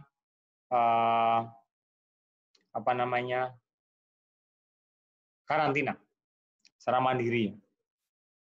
Kemudian baru kita tes lagi, baru boleh kembali ke masyarakat. Ya, hal yang terakhir ya terkait dengan penularan COVID tadi, ini juga dari WHO yang kita konfirmasi ketika kita berbicara atau melakukan komunikasi atau kontak erat dengan orang yang suspek COVID-19 tanpa masker seperti ini dengan jarak kurang dari 1 meter, itu 100% kita akan tertular. Tapi kalau kita menggunakan masker, walaupun kita berdiskusi dengan orang yang suspek COVID-19 itu hanya 70%. Tetapi ketika orang yang suspek COVID-19 menggunakan masker, kita tidak menggunakan masker, itu 5% saja. Kalau dua-duanya menggunakan masker, hanya 2%. Ini penelitian yang detail. Kemudian yang terakhir, ketika kita menggunakan masker, semua orang menggunakan masker, kita jaga jarak. Insya Allah tidak ada resiko penularan. 0. Ini penelitian detail. Yang diliti dari Jepang sampai ke Swedia. Mungkin lebih dari 100.000 orang. Kita lakukan pendalaman seperti ini. Ini yang luar biasa. Yang terakhir, terima kasih sekali lagi, gunakan masker kita, mohon maaf, seperti kita menggunakan dalaman kita. Ya kan? Do not touch, jangan di-touch atau adjust. Especially in public. Jangan tunjukkan kemana-mana. Do not borrow or lend. Jangan dipinjamkan jangan. Kan nggak mungkin lah kita punya baju dalam dipinjamkan, enggak ya. Itu sama seperti kita menggunakan masker. Make sure fit ya. Jadi gunakan yang seenak mungkin, yang nyaman, yang benar. Kalau kita menggunakan bagian dalam nggak benar kan, wah nggak enak rasanya. Jadi make sure lagi ya, it is clean.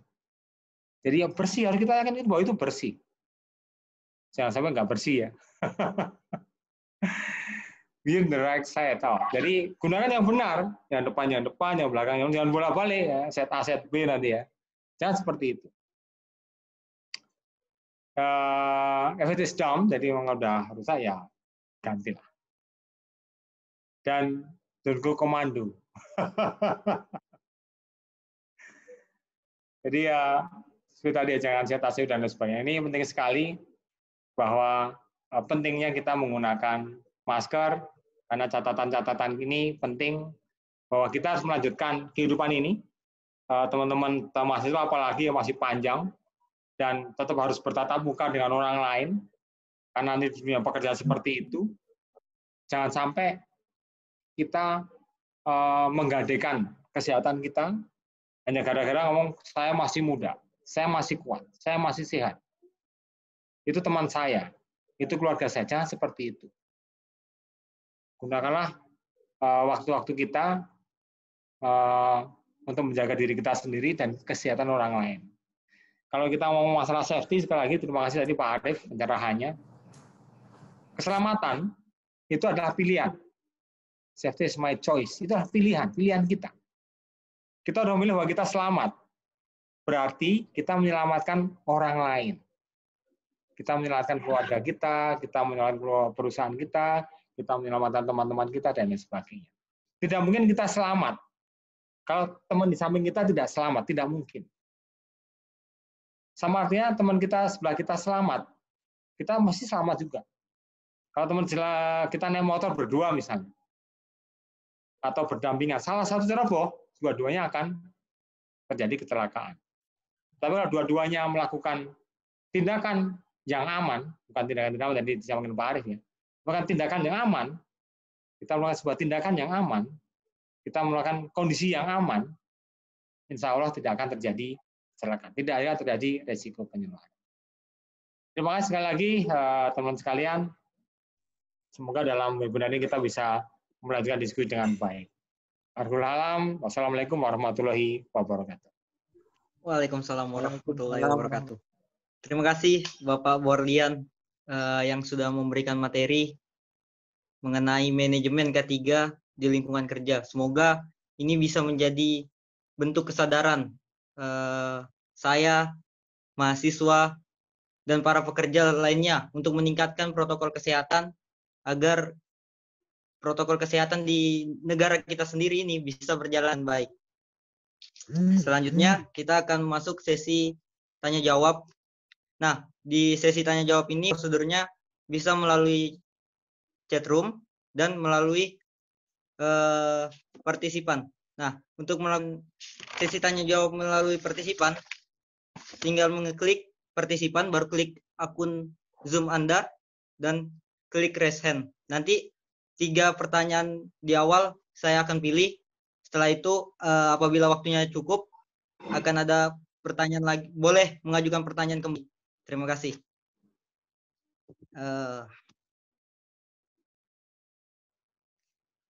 Oke, silakan Bapak R. Rudianto untuk mengaktifkan speakernya. Oke, terima kasih Mas Ibramsah. Saya Pak Rahmat Rudianto ya, R. Rudianto. Terima kasih juga. Selamat siang Pak Burlian, Wisnu, Pak Arif, dan Bapak-Bapak lain semuanya. Perkenalkan saya Rahmat Rudianto saya sedang kuliah di Universitas Trunajaya Bontang, ya, dari Bontang, dan juga saya bekerja di salah satu perusahaan di Bontang. Terima kasih Pak. Ini sharing knowledge tentang safety, tentang pandemik ini ya, protokol pandemik yang sangat bermanfaat sekali bagi kita semuanya. Gitu ya. Saya harap juga teman-teman mahasiswa ya, itu juga peduli dengan protokol COVID-19 ini. Yang saya tanyakan Pak, langsung aja biar nggak terlalu lama, tentang masker Pak Burlian ya. Jadi ini masker saya lihat tadi di gambarnya Pak Burlian masih pakai buff ya, masih pakai kain gitu ya. Di beberapa tempat itu sudah tidak membolehkan gitu ya, tapi di beberapa tempat masih boleh.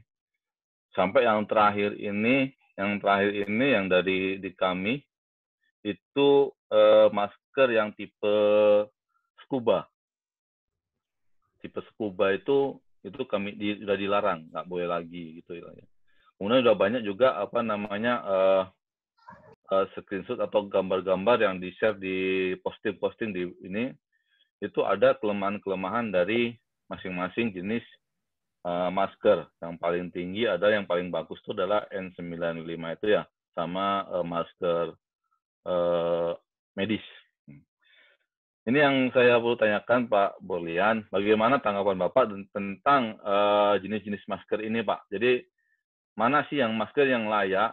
Karena kalau di kantor kita, mungkin lingkungan kita lebih aman di perusahaan Pak ya, karena sudah terjaga. Untuk yang di masyarakat Pak, gitu. Sedangkan di masyarakat ini kan orangnya sudah malas-malasan, yang penting pakai masker, entah baju yang digulung, entah topeng, entah buff, entah apa gitu, yang penting nutup hidung dan mulut. Sedangkan lingkungannya itu lebih kontaminasi lah, sudah lebih berbahaya daripada yang di perusahaan. Tolong minta tanggapannya dari Pak Burlian, Pak. Terima kasih, Pak.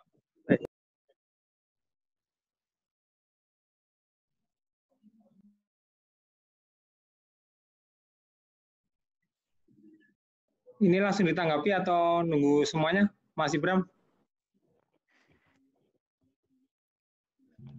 Langsung ditanggapi saja dulu, Pak. Satu-satu. Baik, terima kasih. Pak Arif, mohon izin, saya duluan Pak Arif. Makasih, Mas Erdianto ya. Ini luar biasa pertanyaan yang sebenarnya kalau kami di dunia pekerjaan sangat berbeda. Kita menggunakan N95, Mas. Mohon maaf ini jujur ya tetapi ketika kita harus share seperti ini N95 dulu harganya 11.000 Mas. Sekarang harganya 80.000 satu biji. Nah, ini memang ya mohon maaf sekali lagi di dunia plus 62 memang kondisinya seperti itu ya. Dan kita tidak boleh berkecil hati. Karena ada satu riset masker, saya tidak tahu jenis maskernya apa. Kalau kita sebut maskernya triple. Jadi ada 3 lapis kain, di mana ada satu lapisan depannya bisa dibuka untuk dikasih tisu. Sebenarnya itu cukup ketika kita sering mencuci dan mengganti tisunya. Pertanyaan menarik dari Pak Rudianto tadi adalah bagaimana masyarakat kita, apakah mampu membeli masker N95 dengan harga yang satu bijinya bisa 85.000 sampai 100.000 untuk saat ini. Ada yang dari 3M, ada yang dari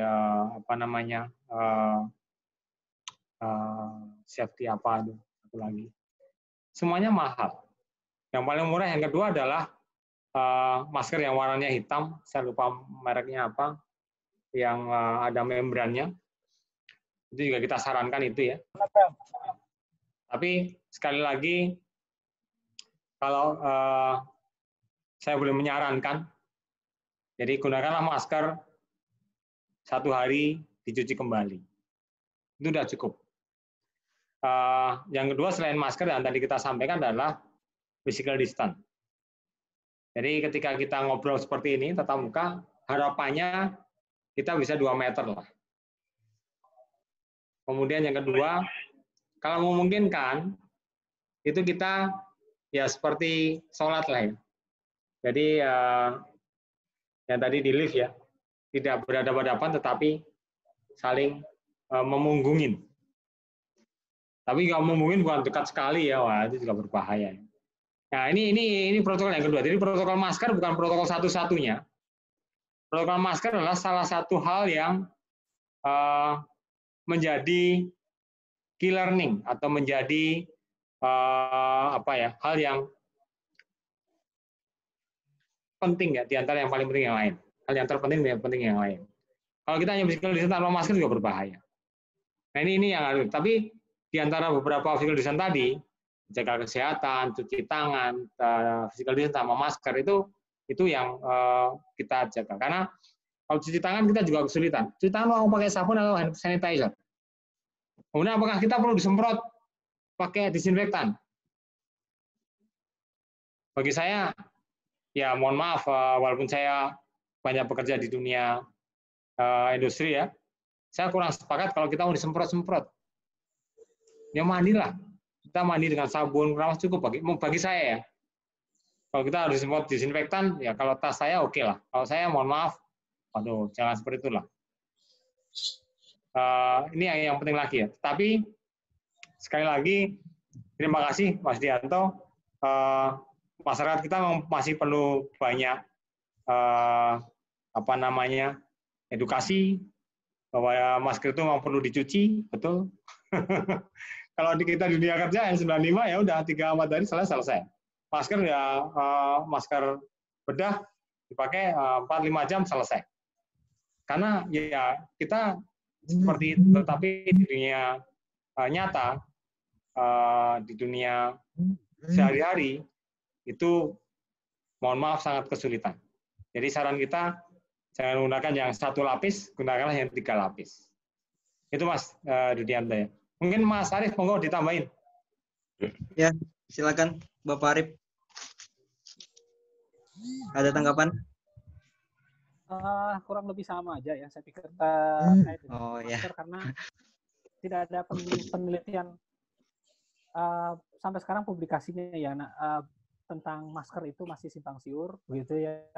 Tentu kalau bicara masker maka masker yang paling aman adalah yang biasanya cost-nya yang tinggi kan begitu.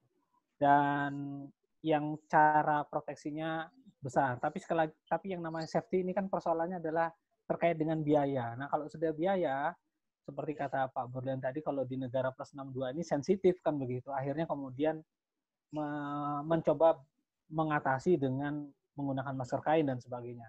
Tapi betul sekali katakan Pak Borlian tadi bahwa kalaupun kita menggunakan masker kain yang harganya relatif lebih murah, maka kebersihan itu menjadi syarat mutlak. Tadi dicuci setiap hari itu yang harus kita perhatikan. Saya pikir itu sudah lumayan mengurangi dampak pandemi ini kalau kemudian kita disiplin untuk melaksanakannya. Mungkin itu aja teman saya. Terima kasih Bapak Arief Adisakna. Selanjutnya silakan Muhammad Fitriadi untuk menyalakan speakernya. Oke, baik. Terima kasih sebelumnya Pak Ibramsah ya. Ya. Sangat menarik tema kita hari ini, COVID dan K3. Sebelumnya, Assalamualaikum warahmatullahi wabarakatuh. Waalaikumsalam warahmatullahi wabarakatuh. Selamat pagi. Pagi. Kenalkan, saya Muhammad Fitriadi. Saya dari praktisi di pertambangan, Pak ya. Apa kabar Pak Bob? Kak. Baik Pak, mungkin saya ada pertanyaan sedikit tentang protokol-protokol COVID yang selama ini sudah dilakukan. Ya, yang pertama itu ada protokol tentang antiseptik, di mana antiseptik kita sering cuci tangan, kita pakai hand sanitizer. Itu protokol tentang antiseptik. Kedua itu ada protokol tentang disinfektan, yang contohnya kita penyemprotan. Ada penyemprotan di ruangan, penyemprotan di dalam unit. Yang sering kita lupakan itu mungkin jarang sekali kita bahas tentang protokol tentang peningkatan gizi kerja. Di mana di sini gizi kerja tujuannya khusus untuk peningkatan sistem kekebalan tubuh pekerja. Apalagi di sini sekarang extra pudding seperti tadi Pak Bob sampaikan, jika rapat itu tidak disediakan gizi kerja atau apa. Mungkin itu wajar, tapi untuk makanan untuk siang atau malam, mungkin di industri sendiri mungkin di situ ada tambahan khusus. Apalagi masa pandemi, semua orang itu wajib meningkatkan sistem kekebalan tubuh. Nah, apakah di situ ada trik khusus, Pak? Misalnya setiap 3 jam sekali kita dikasih jeruk, vitamin C untuk meningkatkan sistem kekebalan tubuh, atau pagi ada susu, atau gimana lagi untuk gizi kerjanya. Yang penting gizi kerja. Jadi selain dari protokol ada antiseptik dan disinfektan, kita ada protokol tentang gizi kerja. Ada contoh-contoh supaya meningkatkan gizi kerja karyawan sendiri. Jadi di sini gizi kerja memang khusus ke kesehatan kerja. Jadi kita kuatkan tenaga kerja biar dia diserang virus, dia tetap tahan. Nah, itu peningkatan imunitas lah. Ya. Mungkin ada trik sendiri dari Pak Borlian. Mungkin itu saja dari saya. Terima kasih. Wassalamualaikum warahmatullahi wabarakatuh. Waalaikumsalam warahmatullahi wabarakatuh. Mas Pipit, waalaikumsalam. Terima kasih sekali lagi. Betul sekali ya. Jadi yang ditanyakan Mas Pipit, ini teman saya, teman lama saya. Dan gizi kerja di dunia tambang sekarang mulai bergeser memang ya. Jadi yang tadi kami sampaikan masalah extra pudding, kemudian vitamin, itu rutin kita sampaikan. Jadi sesuai dengan arahan dari Menteri Kesehatan ya, bahwa perusahaan wajib memberikan vitamin C terutama ya untuk karyawannya. Itu sudah kita lakukan di dunia kerja, kita lakukan. Jadi kita ada pembagian vitamin ya, tetapi itu hanya yang on-site, karena kita pekerjaannya on-off ya. Kita on-site sekian hari, off-site sekian hari ya. Ketika kita on-site, itu perusahaan wajib memberikan extra pudding, memberikan vitamin, itu sudah kewajiban. Kemudian juga mengatur waktu tidur. Jadi dulu sebelum ada COVID, kita tidak ada aturan tidur. Ya terserah mau tidur jam 1, jam 2, jam 3, tidak ada aturan. Sekarang berbeda. Untuk menjaga imunitas tubuh, selain tadi disampaikan Mas Pipit ya, extra pudding, vitamin dan sebagainya, tetapi lebih penting lagi adalah aturan tidur. Jadi untuk teman-teman yang shift pagi, itu ada security yang mengatur. Ini shift pagi, barangnya ini, itu kita atur supaya dia di bawah jam 10 harus masuk barak. Mau di barak dia mau main game, terserah, tapi harus masuk barak. Dulu kita masih bakar ikan.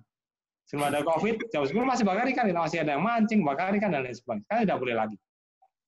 Kemudian yang untuk shift shift malam, begitu dia jam 7 pagi selesai sarapan, dia harus masuk barak.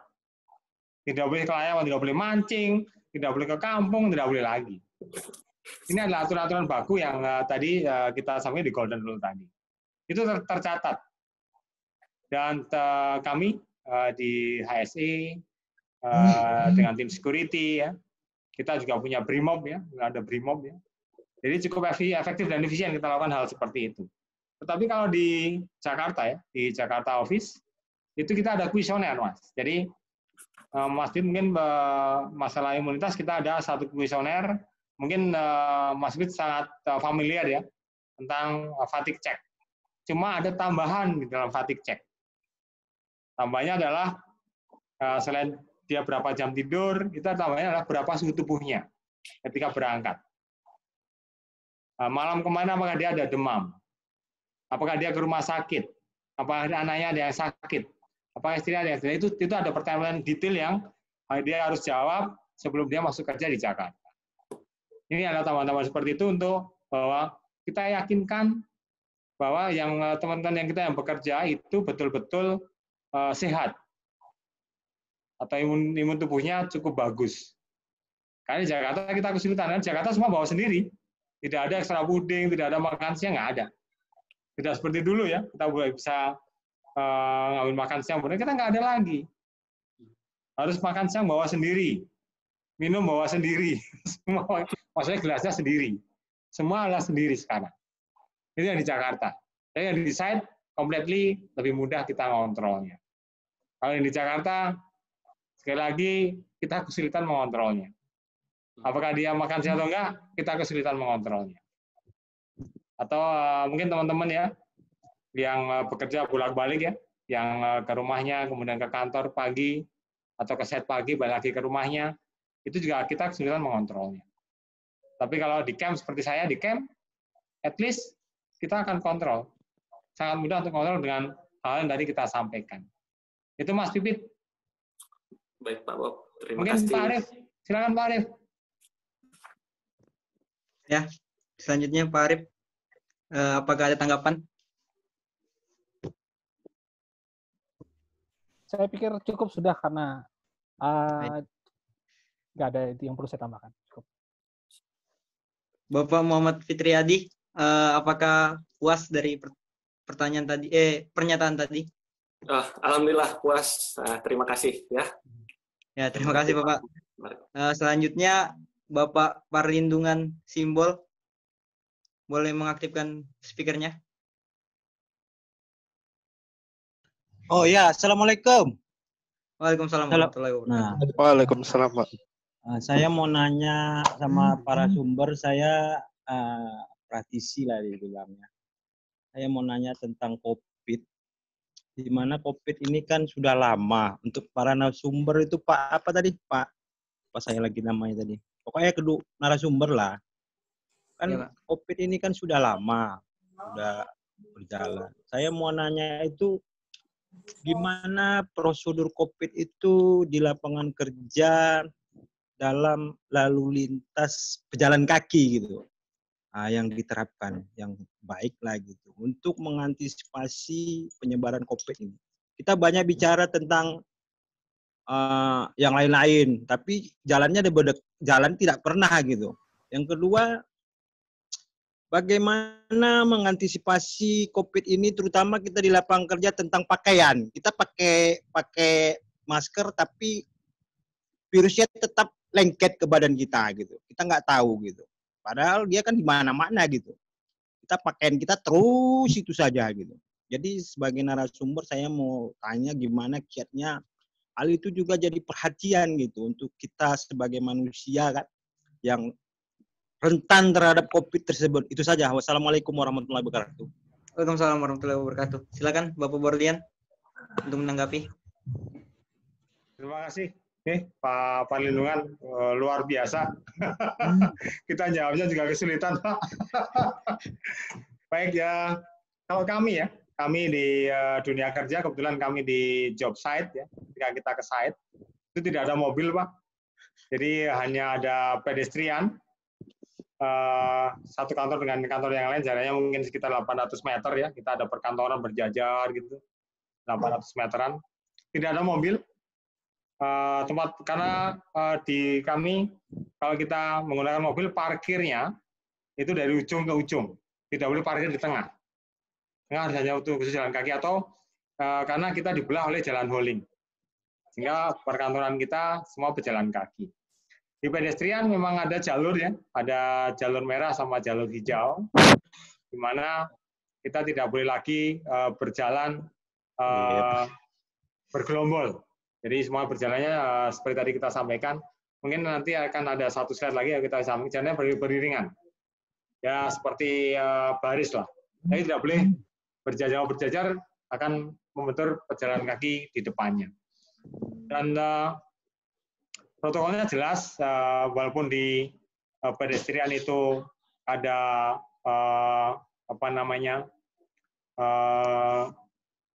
pelindungnya ya, pelindung hujan dan lain sebagainya, ada tempat cuci tangan dan tempat buang sampah, itu yang kita lakukan untuk di job set, Pak. Karena memang kita lebih mudah mengontrol. Jadi ada beberapa titik ada tempat sampah, ada beberapa titik ada tempat cuci tangan, hand sanitizer dan lain sebagainya. Kita taruh tadi gambar kita udah ada ya. Kemudian ketika kita masuk ke gate, itu harus antri ya. Ada kita putar-putar kayak di bank, Pak. Kita putar-putar seperti itu. Ya sekali lagi tadi Pak Arief sudah sampaikan bahwa itu bukan tambahan pekerjaan, tapi ya hal yang seharusnya kita lakukan. Dulu enggak, Pak. Dulu kalau mau masuk gate ya bukan masuk gate bareng-bareng gitu. Absen juga tanggung, sekarang tidak lagi. Itu adalah mungkin pembaharuan kami di dunia kerja tentang pejalan kaki. Tapi ketika untuk uniform atau baju kerja ya, sekali lagi kami juga kesulitan. Kalau kami di camp lebih mudah karena ada laundry. Semua baju kita masuk laundry, sebelum jam 10 masuk laundry, jam 4 sudah balik. Maaf. Dan semua udah bersih. Tetapi kalau untuk di luar site, ya kita kesulitan tadi udah kita sampaikan ya, seperti tadi Mas Pipit sampaikan ya, tentang extra puding. Mudah untuk di set, tapi untuk keluar set, mohon maaf, kita kesulitan sekali. Ngatur masyarakat, aduh, kita kesulitan sekali. Itu adalah budaya yang memang kita harus sama-sama educate, supaya semua bisa mencapai long life strong ya, jadi lebih bagus lagi ke depan. Mungkin itu dari saya, mungkin dari Pak Arief, mau silakan, Mas Ibram. Ya silakan Pak Arief, adik. Terima kasih. Jadi betul pertanyaannya ini susah Pak, karena ini bicara masalah habit Pak ya. Personal. Dan itu berlaku di semua daerah. Tadi seperti dikatakan Pak Brolian bahwa kalau di site di perusahaan itu sanksinya tegas, aturannya jelas, maka semuanya bisa disiplin kan begitu, cenderung untuk disiplin. Tapi begitu sudah menuju daerah yang tidak setegas, sedisiplin dunia industri, ya contohnya nggak usah jauh-jauh di kampus saja, maka yang bisa kita lakukan cuma himbauan. Di Politeknik Negeri Samarinda, setiap yang masuk ke kampus saat ini wajib untuk cuci tangan, dan itu disediakan di gerbang awal sebelum masuk ke ini, diperiksa suhu tubuhnya. Cuman begitu di dalam ya tadi yang bisa dilakukan cuma menghindari berkerumun, kemudian pengajaran dibikin online, terus mahasiswa kalau tidak sangat perlu sekali, tidak urgent sekali, tidak perlu datang, dan kalaupun datang maka tetap harus menjaga jarak. Yang dilakukan cuma bisa sampai seperti itu. Artinya masih sebatas edukasi, belum bisa sampai sistem reward, punishment, dan sebagainya. Jangankan instansi pendidikan ya, negara saja itu masih, misalnya penggunaan masker ya di jalan, itu saja sampai sekarang untuk Balikpapan, itu baru akan diterapkan nanti di per 31 Agustus kalau tidak salah. Padahal ini baru tanggal berapa kan begitu. Kenapa nggak harus sekarang? Kenapa nggak sekarang saja? Kenapa harus nunggu tanggal sebegitu kan? Ini contoh bahwa ya begitulah kondisi kita. Yang penting, tapi kita tidak perlu berputus asa. Kita harus optimis, berusaha. Makanya saya pikir kegiatan-kegiatan seperti seminar dan edukasi yang dilakukan oleh Himpunan Mahasiswa Teknik Mesin ini penting untuk selalu diikuti agar kesadaran, sekali lagi kesadaran kita tentang bahaya wabah COVID ini bisa selalu dipahami oleh setiap orang. Mungkin itu dari saya, sekian. Oke. Terima kasih Bapak Arief Adisakna. Kita nyampe di acara penutup. Mohon maaf sekali tidak ada sesi tanya jawab selanjutnya lagi karena waktunya yang sudah mepet. Saya selaku moderator mengucapkan banyak terima kasih kepada narasumber Bapak Arief Adisakna selaku dosen K3 Politeknik Negeri Samarinda yang membawakan materi mengenai penerapan ketiga di dunia pendidikan tinggi.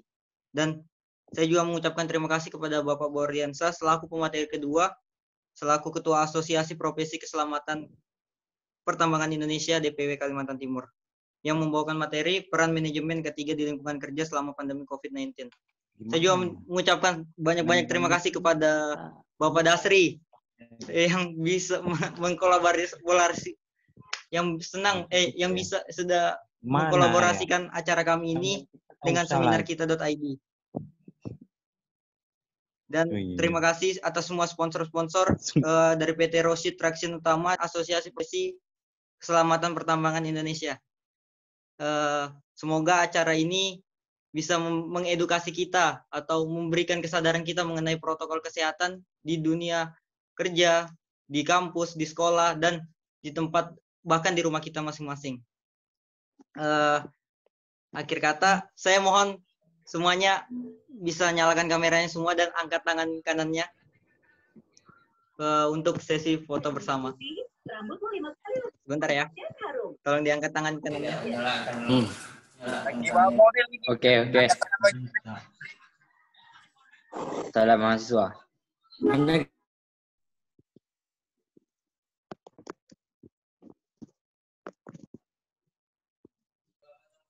Dihitung berapa? Di aba-abain. Apa-apa. Ya. Terima kasih semua para peserta yang berkenan hadir di acara kami webinar teknik mesin. Semoga himpunan mahasiswa Politeknik Negeri Samarinda ini semakin maju lagi. Sekian dari saya. Assalamualaikum warahmatullahi wabarakatuh. Selanjutnya saya berikan kepada Fauzi. Waalaikumsalam. Assalamualaikum warahmatullahi wabarakatuh.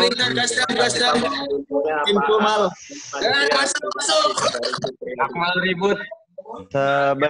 Sebentar ya, untuk peserta mungkin bisa mohon perhatiannya sebentar. Untuk materi dan untuk absensi dan sertifikat itu bisa diisi di linknya. Nanti ada yang di-share di situ ya. Siap. Kalau ada pertanyaan yang lainnya tentang materi atau mungkin video dari acara ini, mungkin bisa hubungi lewat CP-nya saja kalau ada pertanyaan ya. Ya, Kak. Ya, baik. Terima kasih untuk semua peserta dan mohon maaf atas ketidaknyamanannya. Iya. Aman, Kak. Mantap. Om Deddy jangan nangis ya, Om Deddy. Terima kasih, mohon Oke, itu sekian dulu aja dari saya. Assalamualaikum warahmatullahi wabarakatuh.